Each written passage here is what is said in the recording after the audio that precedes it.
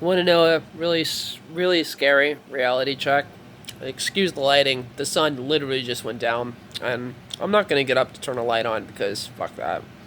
I'm too busy chilling. But the more and more I look at modern day feminism, the more and more I realize that it's designed to make women feel weak.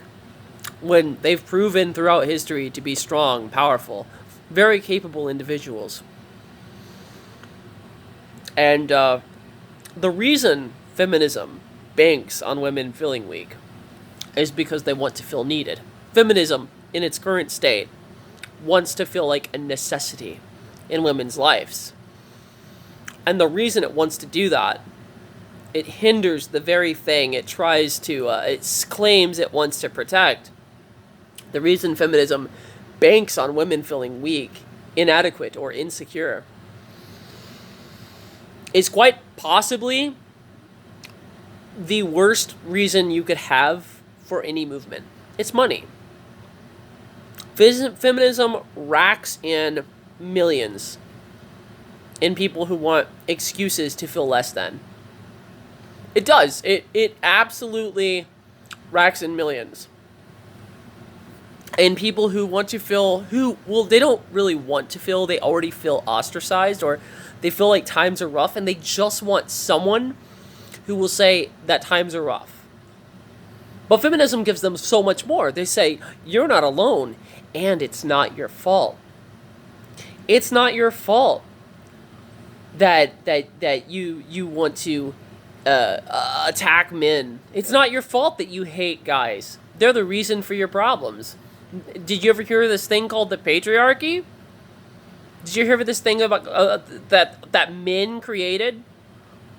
It's all a fucking bullshit sham, guys. Like, feminism has run rampant. It's allowed people like Amber Heard an actual platform from which to launch attacks on men, even in her personal relationships. And that's why you're seeing all these news articles about feminism and how they're warning us that we shouldn't bully Amber Heard because they know they propped her up as a fucking monument to what feminism should represent. Only to find out that she was using feminism and its strengths against them.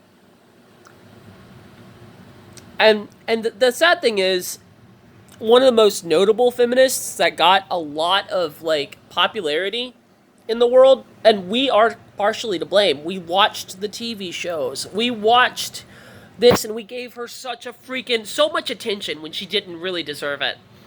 One of the reasons we have this problem was Arneta Sarkeesian.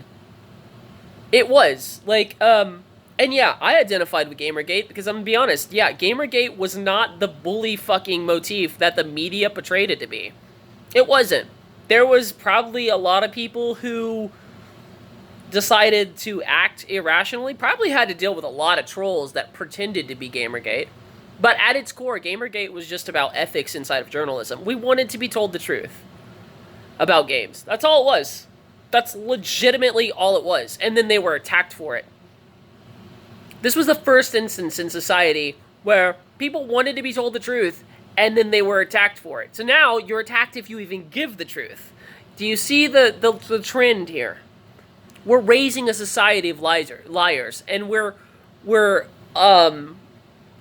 normalizing lying as if it's like the only way to go about things, as if being honest with someone is the wrong thing to do. Okay? And it's wrong. It's absolutely, unequivocally, downright fucking wrong. Alright? I was taught, always be honest with those around you. And in turn, maybe they'll, respect you for it. But no one respects honesty in this world. Not anymore. Arneta Sarkeesian changed that. When she falsely portrayed Hitman as a women killer, like, it was blatant falsity. It was in most video games, especially ones that operate within a sandbox era, you can do so much things. What you choose to do is entirely up to the gamer. All right? And yeah, I'm a gamer. I love video games. Games have saved my life. You've no idea the types of bullying and bullshit I had to deal with in high school. You've no fucking clue. Yeah, I had a few friends here and there. But there were times where I didn't even want to talk to them because of how bad it got, alright? Feminism would call me an incel without actually objectively looking at the word and realizing, oh, he gets laid, he's not an incel, fuck. But they'll blanket statement men all day long, but if you dare try to blanket statement a woman, it's mansplaining, or you're a bigot.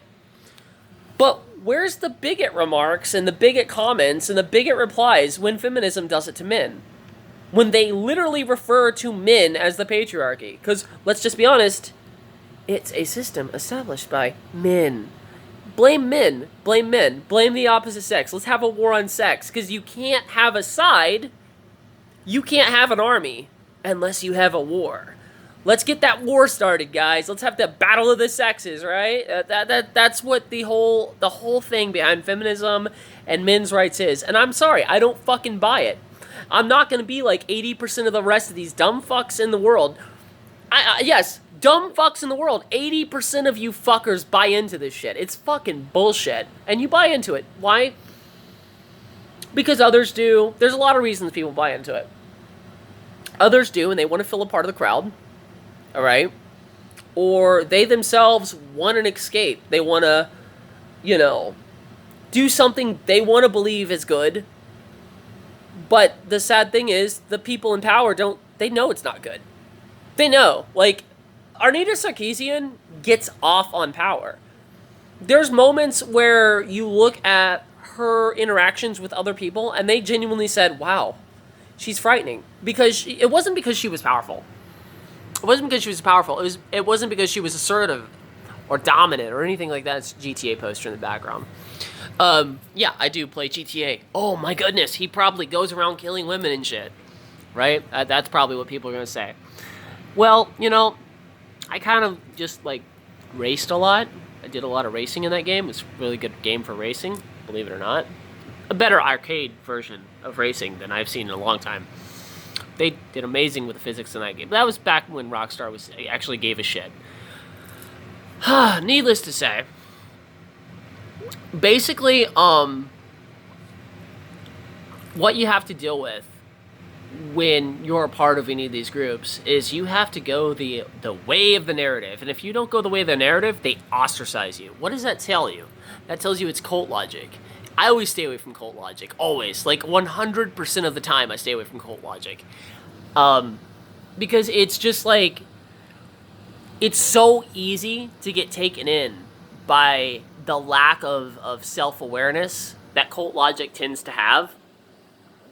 And anytime you have a cult logic, whether it be feminism, being a Republican, being a Democrat, being a men's rights activist, being a part of BLM, you're gonna quickly be susceptible to other hate groups or other actions that hate groups create. And I've got nuts all up in my mouth. Sounded wrong, but I've been eating trail mix, so there's little particles of peanut all throughout my mouth. That's why I keep doing the whole swirly thing. Sounds really great. Someone could go ahead and make some funny memes on that little clip too. That'd be awesome. That'd be funny. I'd laugh at that. But yeah, basically, whenever you have these groups, you always get susceptible. When we bubble ourselves into something that we just for inclusion, or so that because we're like, hey, this is an interesting take. I dare you, before you go and enter that group, I just dare you to look at what the other side is saying too. A lot of people aren't going to do that.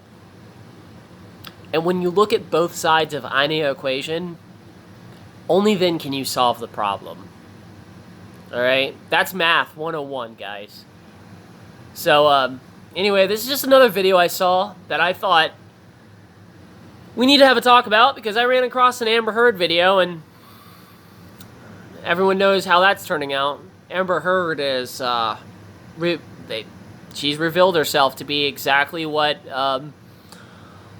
exactly what she claimed others were. It's another form of projection. But yeah, later, guys. This video's gone on too long. Peace.